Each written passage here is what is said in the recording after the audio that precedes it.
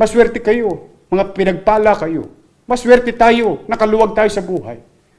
Paano yung naghihikahos bago pa mangyari ang krisis na ito? At lalong naghihikahos sa kasalukuyang krisis na ito. Hindi tayo magkakaunawaan sa salitaan. Hindi tayo magkakaunawaan sa mga political ideologies. Dahil magkakalaban tayo sa politika. Pero kaya tayo naglalaban-laban sa politika upang mamuno sa kaniya-kaniya nating nasasakupan. Ngayon nyo ipakita ang pamumuno ninyo at pagmamahal nyo sa kapwa.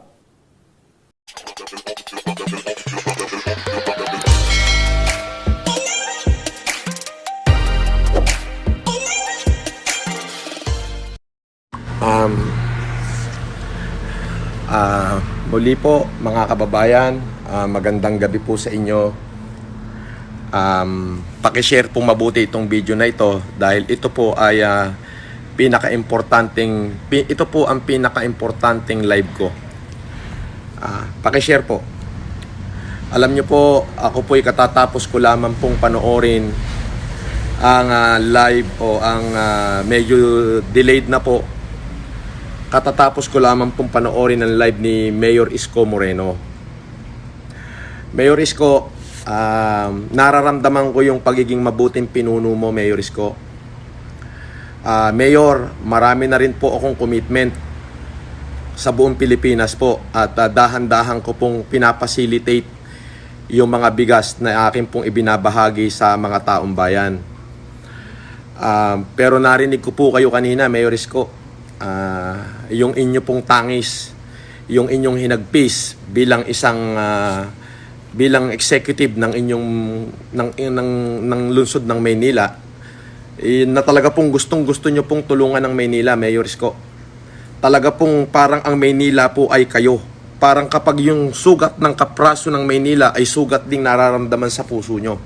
Mayor, yayabangan kita ngayon, Mayor Isko. Sa ayaw at sa gusto mo, Mayor Isko, kahit na hindi mo sabihin sa akin, Mayor, pupuntahan kita sa ayaw at sa gusto mo. Magdadala po ako ng isang truck na bigas para sa'yo. Para matulungan mo lang yung mga kababayan mo, Mayor. Nararamdaman kita. Alam mo, ano po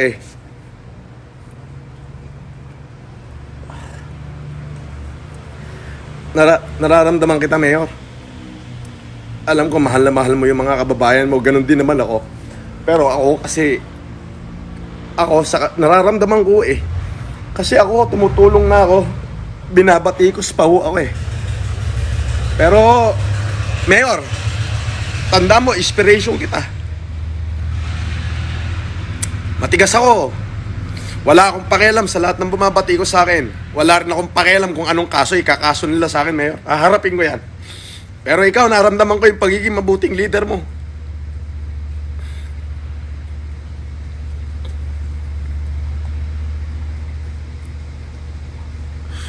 Naramdaman ko may pagmamahal ka sa tao mo.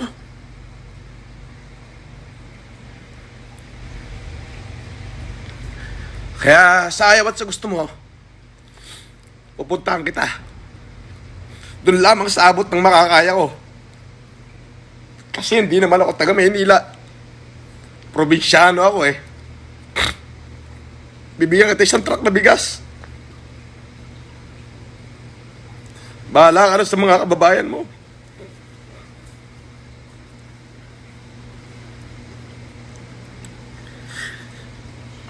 Mabuhay ka, Mayor Isko Moreno.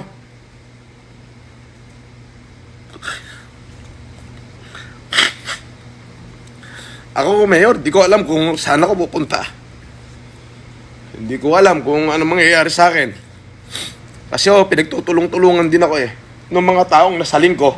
Pero yung isa lang alam ko, hindi ako kriminal. Wala akong pinatay. Wala akong dinambong. Wala akong tinapakan tao. Kaya kahit saan ko kami makarating, kahit sa Korte Suprema, harapin ko sila. Dala-dala ko yung bayag ko, Mayor. Dala-dala ko yung bayag ko. Mabuhay ka, Mayor Isko. Hindi ko nahahabaan tong aking message kasi baka mabura Paki-share na lamang po at makarating kay Mayor Isko Moreno. Mayor, hindi mo na ako kailangang i-PM. yung pong aking secretary na si Miss Elizabeth Lopez de Leon, pipilitin ko kung makipag-coordinate agad sa inyo. Magpapadala ako ng tulong sa inyo. Pasensya ka na, yun lang kaya ko. Isang truck na bigas lang kaya ko para sa iyo, Mayor. Maraming salamat. Mabuhay ka, Mayor. Imbis na ituro natin ang ating daliri sa mga tao na ilan sa pamahalaan, siguro maganda naman. Manalamin tayo. Tingnan natin ang ating mga sarili sa salamin. At tanungin natin ang ating sarili. Ano nga ba ang naging partisipasyon ko o pakikiisa ko na labanan ang kaaway ng lahat, ang COVID-19? Kaya po, mga kababayan, uulitin ko sa inyo, we are human being. We are not animals. May malawak tayong karanasan, kaalaman sa kinakaharap natin. After all these things, we will continue to live as human being with, again, compassion, love, and care. Dahil yun ang itinuro sa atin ng ating mga magulang.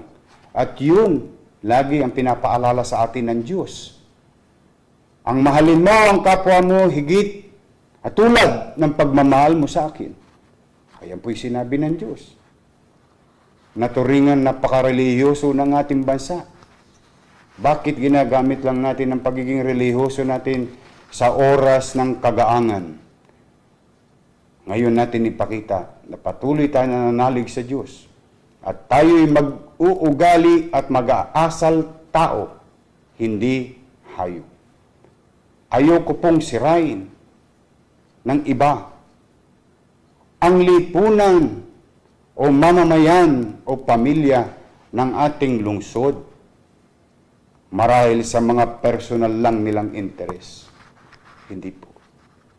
May mga panawagan pa, mga kababayan. Ipinagpapaalala ko na sa inyo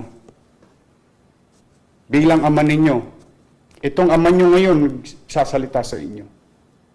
Bilang ama ninyo, huwag po tayong pagagamit sa mga ilang panawagan dyan, ilang sisihan dyan, ng mga politiko, kapwa politiko. Huwag po.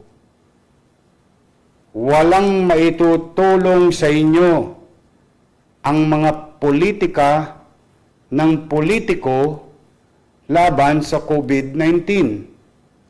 Ang kalaban, COVID-19.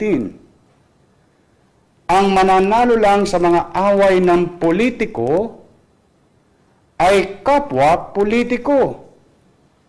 Palitan man natin ang liderato, wala pa rin makapagbibigay ng takda at tamang solusyon sa ating kinakaharap.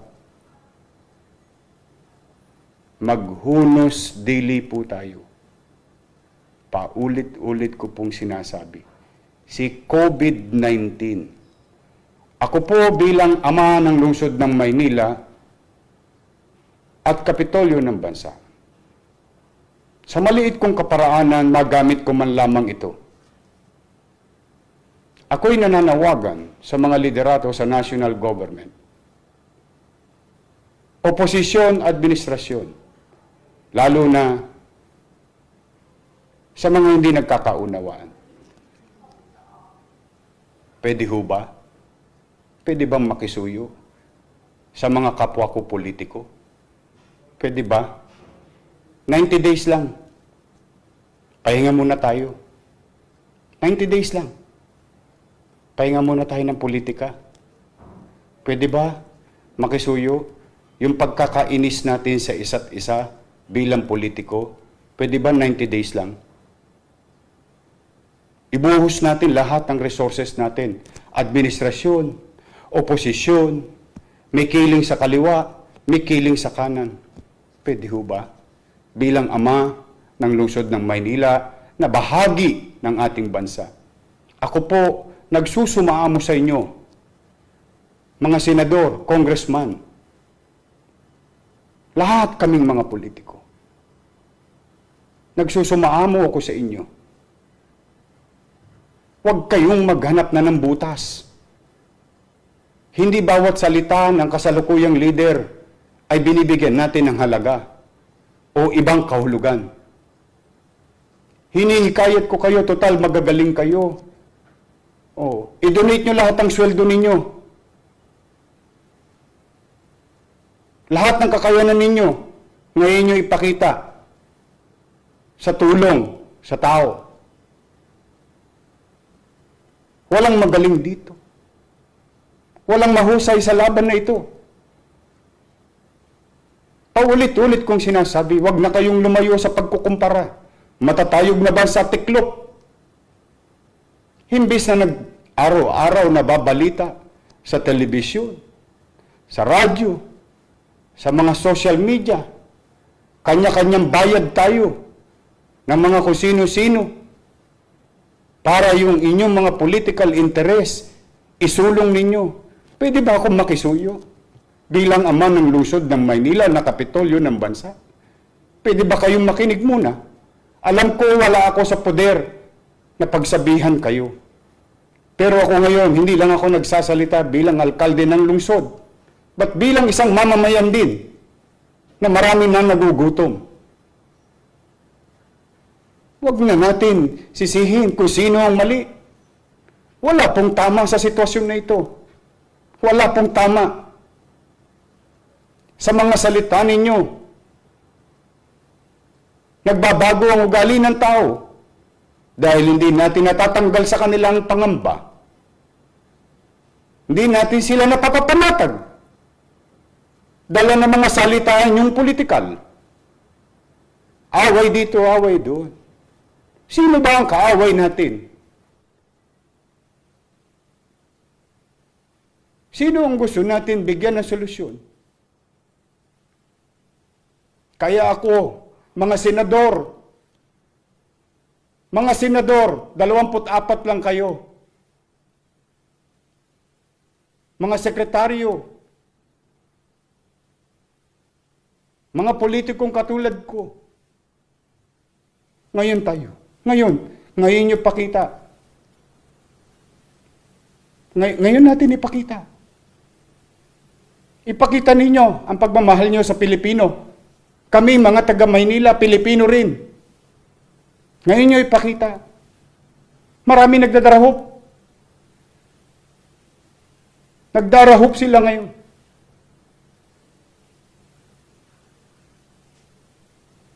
Maswerte kayo, mga pinagpala kayo. Maswerte tayo, nakaluwag tayo sa buhay. Paano yung naghihikahos bago pa mangyari ang krisis na ito? At lalong naghihikahos sa kasalukuyang krisis na ito. Hindi tayo magkakaunawaan sa salitaan. Hindi tayo magkakaunawaan sa mga political ideologies. Dahil magkakalaban tayo sa politika. Pero kaya tayo naglalaban-laban sa politika upang mamuno sa kaniya-kaniya nating nasasakupan. Ngayon nyo ipakita ang pamumuno ninyo at pagmamahal nyo sa kapwa. Araw-araw na lang. Araw-araw na lang. Asaan kayo ngayon? Asaan? Hinahanap namin kayo. Kasama na ako, 10 ng mga kababayan ko sa lungsod. Puro na lang tayo. Kontra rito, kontra ron. Dahil sa mga isinusulong yung political interest. Wala ba kayong puso? Kukunin niyo ang pagkakataon ng kahinaan ng mga leader ngayon sapagkat kung kayo rin naman ng mga leader ngayon, wala rin kayong alam ninyo sa inyong konsensya. Alam ninyo sa inyong puso na wala rin kayong magagawa. Kaya siguro mga kababayan, kayo mga nanonood, hinihikayat ko kayo, manawagan kayo sa mga taong gobyerno na itigil na ang away politika. Itigil natin. Once and for all. Once and for all. Ano ba Ang 90 Dias, napakadali. Ang halalan 2022 pa. May panahon ng politika. Kaya kayo sumali sa politika upang maglingkod sa bayan. Ngayon nyo ipakita. Ngayon, hinihikayat ko kayo bilang alkalde ng lungsod. Huwag kayong makapunta-punta rito pagdating ng halalan. Hihikayatin ang aming mga mamamayan ngayon, hindi namin kayo matagpuan. Mas natatagpuan pa namin kayo sa mga dyaryo, sa mga telebisyon. Kuda ng kuda, kiyaw-kiyaw ng kiyaw-kiyaw. Asan? Asan? Asan? Kaya po, buong kababaang loob. Mahirap po ang sitwasyon ng bansa. Mahirap ang sitwasyon ng Maynila. Totoong hindi kami bibitiw. Totoong hindi kami mangiiwan. Akapin namin lahat ang maakap namin. Pero ngayon, nananawagan ako hindi lang bilang alkalde ng lungsod na kapitolyo ng bansa, but bilang Pilipino, bilang mamamayan, na damang-dama ko ang kahirapan na kinakarap ng tao ngayon. Ngayon nyo iparamdam sa mga artista. Tularan nyo si Angel Locsin. Andun sa bahay niya, tumutulong sa tao. Hindi ito pagkakampi-kampi.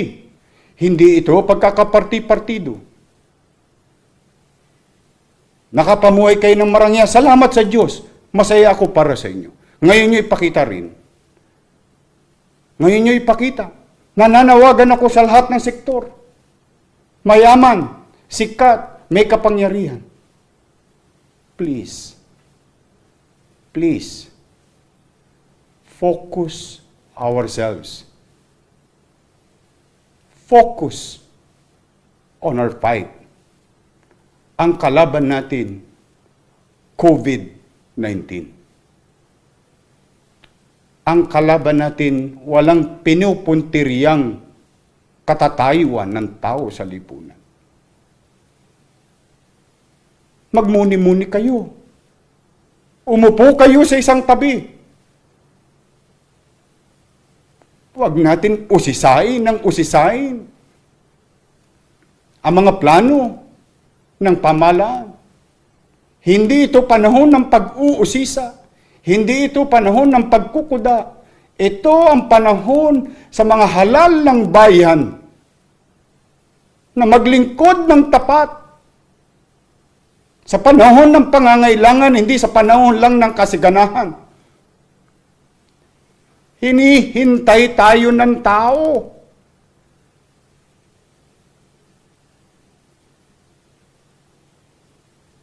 Wala po kong ibang ninanais na magsabi ng masakit na salita. Ito'y katotohanan lang ng sitwasyon. Baka lang masyado tayong nahihibang, nalilinlang, o baka naman masyado lang tayong nalilibang sa katatawanan ng ibang tao, sa kamalian ng ibang leader. Ano ngayon? Kung nagkamali ang ibang leader natin sa kanilang mga ginagamit na salita. Pag naitama nyo ba yung ginagamit nilang salita? Makatutulong ba yun sa COVID-19? Makatutulong ba yun sa sikmurang kumakalam ngayon? Wala! Ngayon po ninyo ipakita. Hinihikayat ko kayo. Once and for all. Pula, dilaw, asul, puti. Ano man ang kulay ng inyong politika. Tabi nyo muna. 90 days lang. 90 days lang. After that, let's go on to regular business politics. Or politics as usual. But for now, I implore you,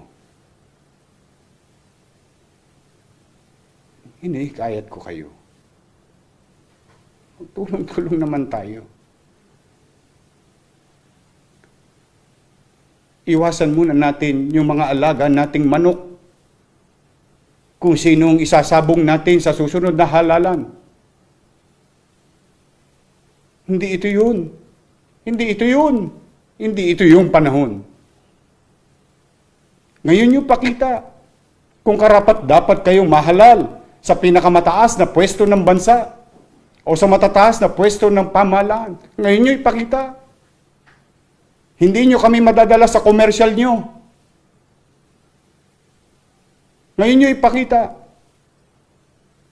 Magkaisa tayo. Magtulong-tulong tayo. Magtulong-tulong tayo. Magbatikusan tayo pagdating ng kung saan nakaraos na tayo sa COVID-19, kung saan nairaos na natin ang taong bayan, kung saan nairaos na natin muli ang katatagan ng ating ekonomiya. Dapa na! Dapa na ang lahat. Wala nang aapakan. Tao na ang maapakan natin sa kalsada. Hindi na politiko. Tama na po. Tama na. Tama na ang away politika. Ceasefire. Please. Let us be all statement. Once and for all. Let's show. Let us all show.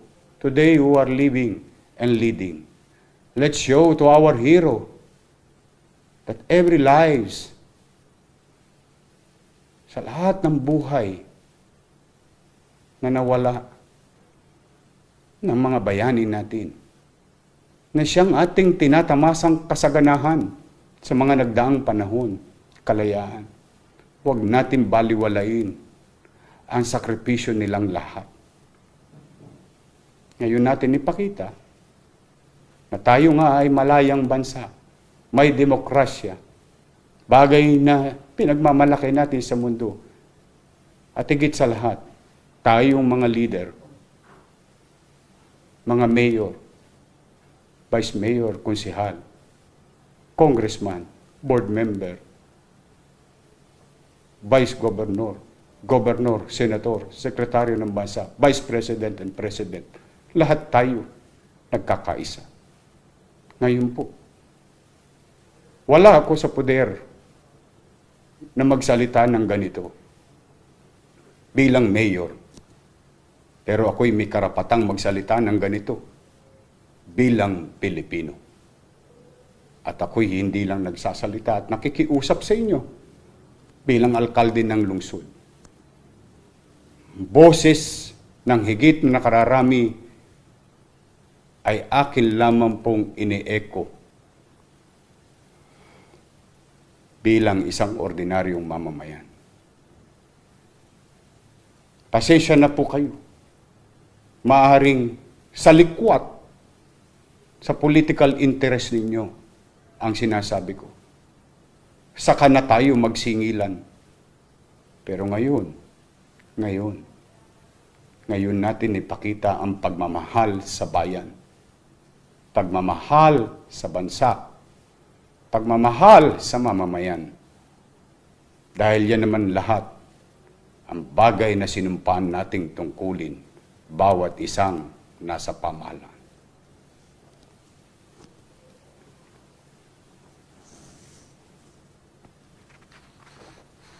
Kung ako man may nasaktang damdamin ng mga politiko, pagpaumanin ninyo. Masakit mapakinggan ang katotohanan. Pero wala akong ibang masamang intention. Ang intention ko lang, we must act in unison in our action. Sa puso, isipan, o salita, at gawa. Pilipino tayo. Kapwa Pilipino.